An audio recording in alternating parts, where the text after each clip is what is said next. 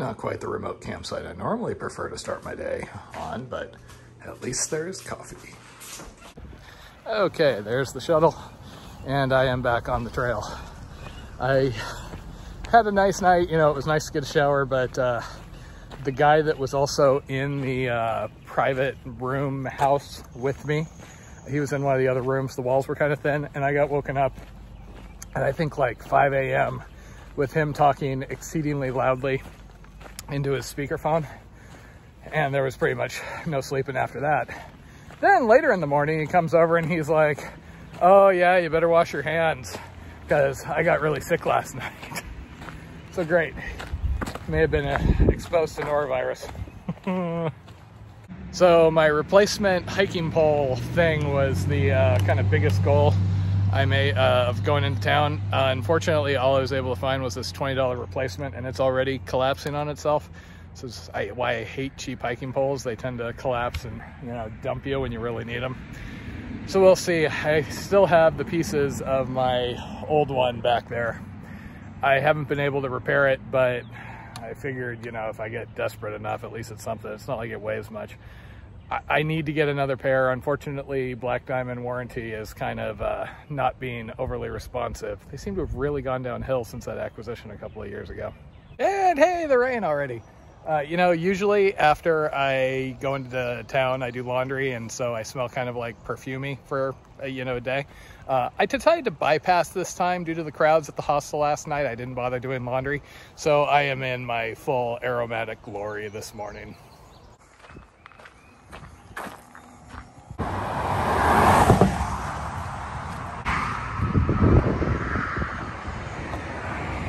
Oh, wilderness.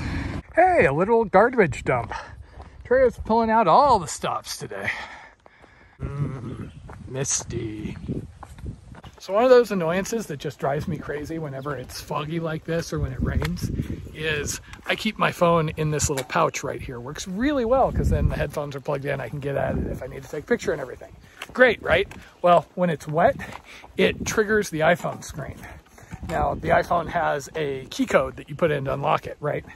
Even if you use Face ID.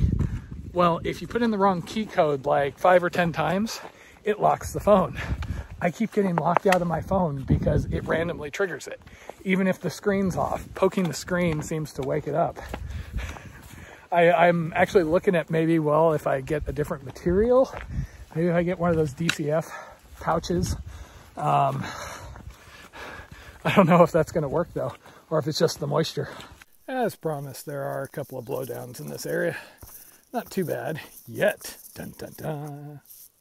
Yeah, it's nice getting a break from the heat and the water requirements that have, but it's chilly enough out here I can't stop for long. It wasn't for the fact I had cell reception and I've been trying to arrange, you know, a solution for the hiking poles and how I'm gonna get taters from the airport in Roanoke. I'd probably be way ahead right now. Favorite trail name I've come across lately? Giggles the Pony Puncher. Apparently they did punch a pony, but I didn't get the story on how that came about. Was it self-defense, animal abuse? I don't know. It's really hard to tell the time of day in the fog like this. I've done about 15 miles so far, so should be good for my usual 20-something. Okay, so apparently I've been going through West Virginia, and I kind of missed it. No signs or anything. But anyway, this is out of West Virginia again. Hooray! Downright cozy accommodations here. This is yet another of those annoying situations where it's only 6:30 and I'm good. I could hike another 5 miles or so in the next 2.5 hours. However, there are limited campsites. Bailey Shelter is up ahead, easily reachable, but even if I was willing to stay there, there's very few tent sites per the comments, and the next 4 miles after that are all really hard going and absolutely no place to set up a tent, again, per the comments. So yeah, I think I'm probably gonna set up here. Based on what the crowds have been lately, I'm gonna have to get a little more aggressive about setting up earlier if I wanna, you know, not be camped in the middle of people like at that last shelter. Home sweet home for the night. I swear, this was one of the most frustrating parts of the Florida Trail, not being able to just kind of go and camp wherever. As far as I remember, this was a lot easier on the PCT. It felt like there were almost always campsites, you know, short of a few areas like Sead Valley where there's a town. On the plus side, still not vomiting, so all good, at least for now. Apparently, norovirus exposure, it normally hits in like 1 to 3 days, so I get an exciting couple of days. Will I wake up in the middle of the night, stomach cramping, vomiting all over? Who knows? Stay tuned. Rain. Okay, as you can probably hear, it started raining sometime in the night, and it's been raining pretty consistently, so I don't think there's any waiting this out, and, you know, hoping for a break, I'm just going to have to pack everything up wet. Fun times. On the plus side, got a couple of good developments. First, somebody's going to come out and lend me some hiking poles, so that'll be nice since Black Diamond Warranty is dragging their feet. And on the other, I have an offer for a place to stay and a ride to Roanoke to grab taters, so that should all be arranged, and we should be back on trail together on the 7th and getting as far as we can get before she has to go back to school in early August. Hiking in the rain really isn't that bad. It's usually just the whole having to, you know, get up, go to the bathroom in the rain, and then pack up the tent wet. Once you're going, is what it is. Cooler than it's been at least. Plus, I get to try out my new rain skirt.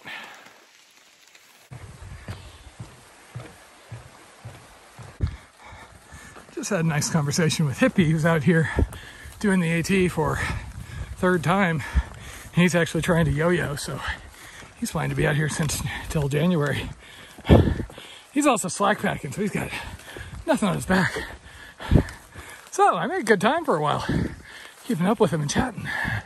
Okay, sometimes people are just awesome. So Dennis has been following my videos since way back in the Florida days. And when he saw that I broke my hiking pole a couple of days ago and I had trouble getting a replacement, he drove 3-some hours to come bring me a pair. He also brought me a giant Subway sandwich, hot coffee, drinks. He even brought me some hiker wine. He really went above and beyond. Really nice guy. Awesome to visit with him. So I'm a little chilly because I've been sitting there from 11 till 12 something. The plus side, the rain has stopped. I also got to see more hikers than I've seen in a while. Because I guess the whole crowd at the shelter, and there was a hiker feed back there. Normally I'm moving during the day, so I don't see people more than once. A ton of people came by. So it's still chilly, but at least for the moment, rain has died off. Rumor is we might even get sunshine tomorrow.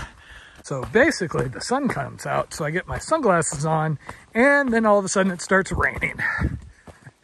Weather's just all over the place today.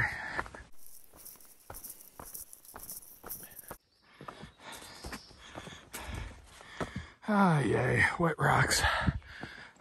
The climb on the other side of this was one of those glorious, unending, yet gradual enough for me to be able to just pound it out inclines that I just love.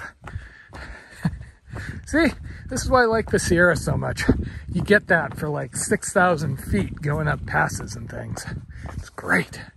None of this, bullshitty downhill. So it's about 5:40 and I'm at 17.5 miles or so. I was originally thinking, well, I'll fill up here.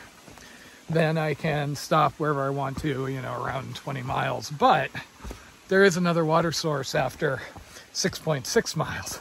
And if I don't fill up now, then I don't have to carry a bunch of extra weight. And I have no choice but to make 6.6 miles. Strategy. Oh my God, that weird burning ball of fire in the sky is back. What the hell am I gonna do? Weather just likes to make me take my sunglasses out repeatedly. So as I think I've mentioned before, I use the platform on the top of my pack, sitting on top of my sleeping pad as a drying platform. So whenever the sun decides to come out, at least for a little while, I try and put wet stuff there. And this is pretty soaked after this morning. We'll see. Hopefully I can get it at least a little dry. It's hard with it. It's so humid out here, Anybody watching this at home and getting a little bit twitchy about the tick risk of going through high weeds like this? Because I sure as hell am. I swear this trail has me saying no to more beer offers than I think any other thing I've ever done. And this was even later in the day. But I got hills to do. I have that double IPA in my dehydrated state. It ain't gonna be pretty. Days of green tunnel and then random farmland as punctuation. So here's the Kefir oak. Apparently 300 years old. Kind of cool. Okay, a little bit breezy here tonight up on the ridge, but hey, I've got internet. Home sweet home for the night. I ended up finding some water down below above the cow fields, so I didn't have to do the hike down to the shelter. It sounded like you have to go down to the shelter, then down further to water, which I could do, but it's after 8. This is good. It's amazing how little things like additional coffee, 2 Gatorades, a ginger ale, a giant foot-long sub with extra meat, 3 cookies, and hiking poles that actually work can, you know, improve your day. And what else did Dennis, Trail Angel Extraordinaire, bring in addition to all that? Hiker wine! Totally gonna get up and hike. Just gonna wait for it to warm up a little bit. Still breezy and cold. So my Starbucks Via supply has run out and I haven't been able to find it in any stores for a while. Taster's Choice is kind of the de facto, it's okay. This is the Colombian, which isn't bad. I don't normally like the Folgers packet, but I found this Folgers Noir Golden Dusk flavor, and it's actually pretty decent. I think I like it better than the Tasters. Only seen it once, but hey. Nothing like that blast of ammonia smell you get when you put on a sweaty, damp shirt that's hasn't been washed in a while. The joys of the trail.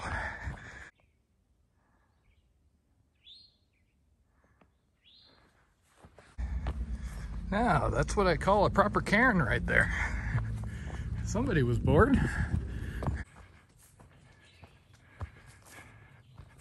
Little baby.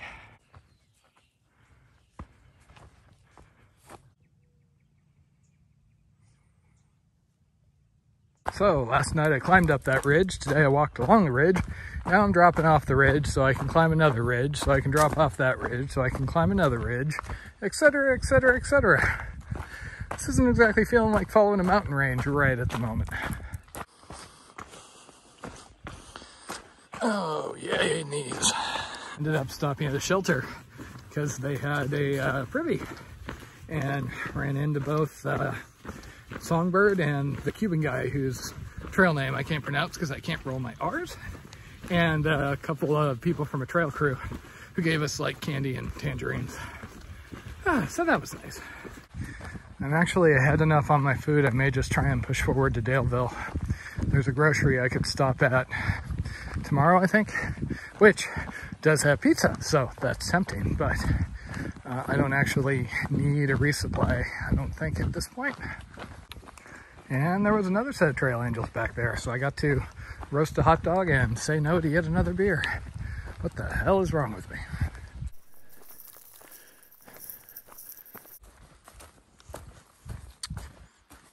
Well, that was nice. Got down to VA 620, and there was a local on a motorcycle with ice and soda, which pretty much hit the spot, especially since I'd been having so many regrets about saying no to the beer with that hot dog earlier. Okay, it's getting kind of late, but I kind of want to get over Dragon's Tooth. Plus, I should be up there later in the day, so I might have a good view. We'll see. Okay, I'm about 1.1 miles before Dragon's Tooth. Part of me wanted to go over it tonight, but it looks like it's going to be slower going, and I really don't feel like, hopping over rocks until 10:30 at night tonight. So, home sweet home for the night.